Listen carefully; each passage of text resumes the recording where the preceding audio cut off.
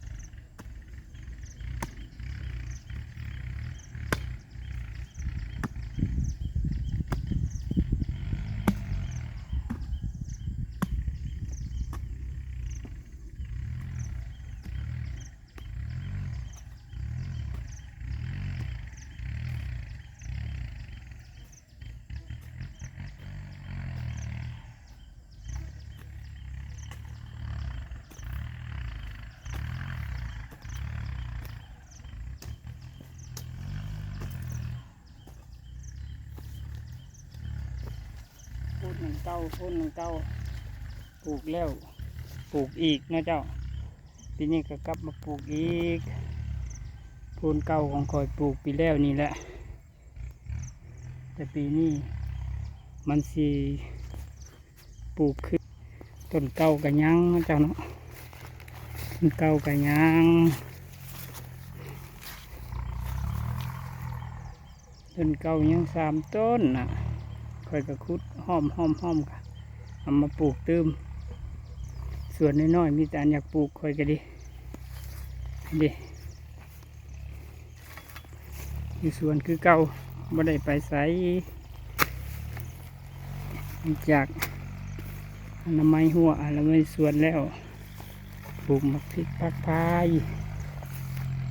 ปลูกข่าปลูกขิงว่าซั่นแล้วก็สิออกไปเฮ็ดก้าบนละเป็นฮกแล้วก็ได้ขุดหญ้าถางหุ่นซับหุ่นไป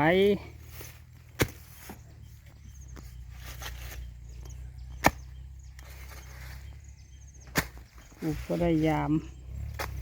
จากขึ้นจากนาให้นาก็เล่นมายามสวนปลูกไว้สั้นละอันละเล็กอันละน้อยนะเจ้านี่ก็ค่ากะพอเลี้ยวแรงอยู่กำลังขึ้นนอมันนอค่าคอยจะเป็นตาสีอ่อนเนาะนอกล้วยก็เป็นตาสีอ่อนว่าสั่น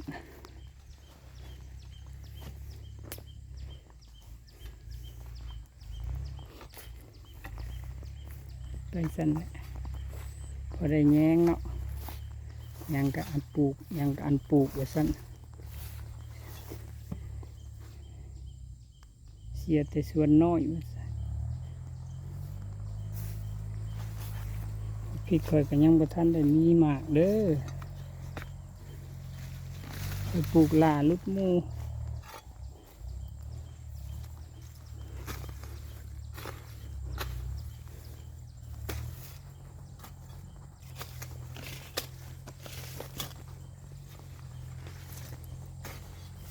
นาก่อยไก่สวนนากับสวนกับบ้านกับบนคอยอยู่กะประมาณ2 ลักปุ๊มันก็เลยปลูกลาแน่เนาะเจ้าเพื่อสีเวียกให้เวียกหน้าแล้วแลนเข้ามาสวนกะบ่ง่ายดิเนาะใส่น้ำยวกคอยจะเมื่อยยวกเล็กๆน้อยๆ ก็ได้ออกกำลังกายว่าฉันยำแรงก็ได้ เฮ็ดเวียกสม่ำเสมอเนาะเฮ็ดเวียกเพื่อสุขภาพเราค่อยก็ดีบ่แม่นคนดุบ่แม่นคนมันเฮ็ดไปเนาะเบิ่งโพนนี่ก็บ่หลายโพนละ7-8ต้นจนมาพริกค่อยก็ดีตัวนี้ให้ปลูกหลานเจ้าปลูกหลานตัวนี้ยังกำลังขึ้นอันใดก็แพงนะข่อยก็ดี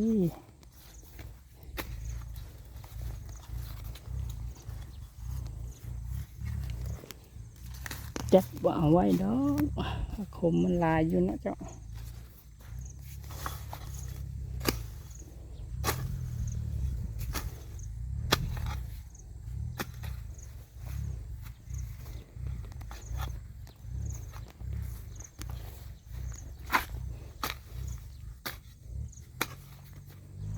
เลาะบึงหัวบึงเสือนแล้วมันนี่เลาะทั่วข่อยก็กลับเมื่อบ้านแล้ว